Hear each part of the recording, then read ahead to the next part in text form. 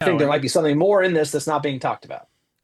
yeah, my hope is that this is a real takeover, like a full buyout. They're all out, clear the debt, like you said, and we can actually start over and try and do a rebuild. Ineos were doomed from the beginning. They never got rid of the debt in the first place. They kept the Glazers around, and they never really injected the sufficient cash to make a difference on the pitch or from an infrastructure standpoint. So I'm hoping that there's real legs in it. Like you said, I don't think they're going to just do another Radcliffe with a UAE investor who's going to value it Well, at there's no $6 billion. public money. We haven't heard any update on the public money. The only way the stadium was going to get built is if the public funded it. That's not how they do it in the UK, which ultimately is pretty smart because we do it. We for some reason in the United States, it's Makes no how we sense. tax people. I don't know. Stadiums are pretty sweet. At the end of the day, you hate to see your team. If your team's going to leave, they hold you hostage kind of thing. Manchester United is never going to leave, but this is one of those things where the Glazers are going to Glazer and Sir Jim is going to Sir Jim. And I hope that, if you're broke and your house is run down, no one's going to lend you money to build a new house. And that's where we are. So who's going to do that? What does that deal look like? And how much money do you need? 2 billion? It's not happening. It's not happening in the way the club is run. Unless somebody's a chump, and usually people with $2 billion aren't chumps. No, they're not going to give you money to refinance your house to try and rebuild it. They're going to buy your land. Buy the land that is Manchester United, that is the brand, that is everything that goes around with it, the team, of course.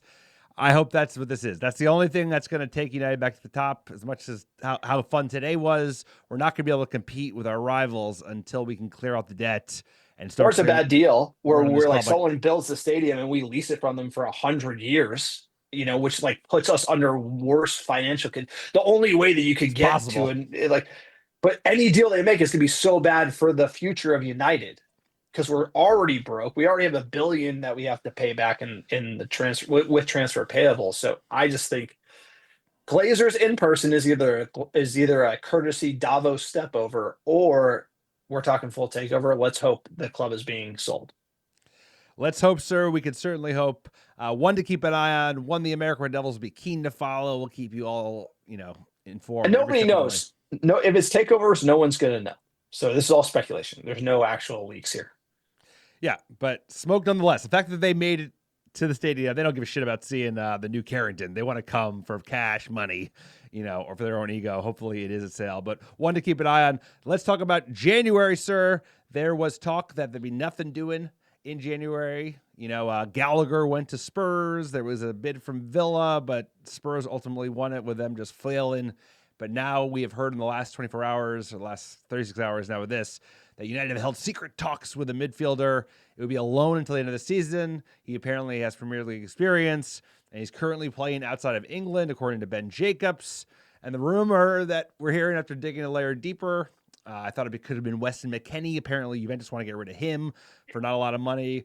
We like that from an American angle, even though some of our English-based fans might shit on that, is that it is Ruben Loftus-Cheek, the former Chelsea midfielder, 29 years old.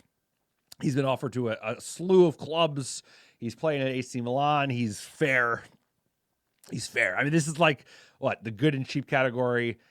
He's probably better than Ugarte because he's playing in the EPL, but there's a reason he's playing in Milan and not elsewhere. His F brief has not actually been bad, as you can see.